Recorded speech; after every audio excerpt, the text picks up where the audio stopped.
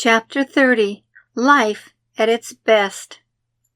I was told it takes a year to adjust to one's surroundings.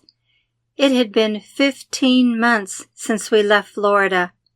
We were settling in and seemed to be adjusting quite well, although Russ and I prayed over our decisions and believed, "Commit to the Lord whatever you do, and He will establish your plans."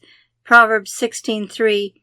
Had I known our vacation would turn into a residence, I might have resisted more and certainly complained louder. Still, I knew the Lord had established us in California. We weren't as prosperous as we had been in Florida. However, living next door to my folks, playing cards with Stan and Peg, and the fellowship we had at church outweighed any monetary value we lost. The Lord was teaching me to be content, living poor as well as with plenty. Even so, we continued to look for a letter from Russ's job summoning him back to Florida. It finally arrived in May. It was bittersweet as we opened it. The Florida company was reopening in 7 months, January 1984. His position was guaranteed with full pay and benefits. Shortly thereafter, Russ's grandfather, Pop, sent us money along with this message. June 6, 1983. Dear Russ and family, everyone here is okay, and stop worrying. I foresaw this coming years ago, and this place, referring to the 5-acre homestead, was born to guard against it. We are hoping Jolene, can go right to work as soon as she gets here. The hospital is still advertising for help. Love, Grandpa and Grandma. Pop was the family bank. He had helped many family members in the past. Shortly after we were married, he loaned us $3,000 to purchase our first new car. He did all the research and picked out the safest car on the market, a Subaru. Everything was manual. The transmission, the seats, and the windows, which were always rolled down. Although he lived in Florida, Pop did not believe air conditioning was necessary. Still, we were extremely grateful for his help. The only option he allowed us to choose was the color. I chose silver, so we ended up driving off the lot in a white sedan. I had mixed feelings about leaving California. I loved being there, but Florida held more opportunities, a lower cost of living, higher income, Christian school, the property, and of course, Russ's family would be waiting for us. We decided to return early so the girls could start school in the fall. As soon as we got back, I went to work for Sun City Center Hospital and began taking prerequisite courses toward becoming a registered nurse.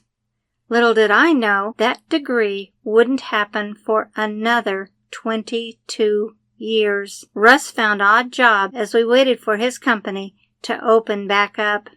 In the meantime, we worked on the final preparations of our beautiful Florida property. Our first priority was to split the land into 2 one-acre parcels with a quitclaim deed. We improved the 2nd acre and rented it to Jennifer's teacher, Bruce and Cindy Dubois. Then we bought a modular home and had it moved on in September 1983. It wasn't long before we had a couple of dogs, chickens, ducks, and horses, which the girls rode back and forth between our place and Russ's folks. Pop purchased a swing set for the grandchildren, and Great-Grandma Woods fed our girls breakfast on Saturday mornings. We had our own little patch of heaven on earth. Although I miss California, I knew this was where God intended for us to be all along. Our joy was complete when we discovered our church in California had transplanted one of its pastors to Brandon, only 30 miles away. It was like being back in Modesto. We sang the same songs, heard the same type of sermons, and the girls were involved in musicals again. It seemed we had the best of 2 worlds, wonderful Christian fellowship and a good income. Russ had always been a workaholic. He took on extra shifts and worked overtime as often as he could. Healthy or sick, he was there, never missing a day.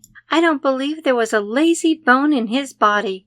When he wasn't working at his job, he was working around our new home, creating a park-like setting and fencing the animals in. Pepper was our Shetland pony. She would step through the wire fence to eat the grass on the other side of the dirt road.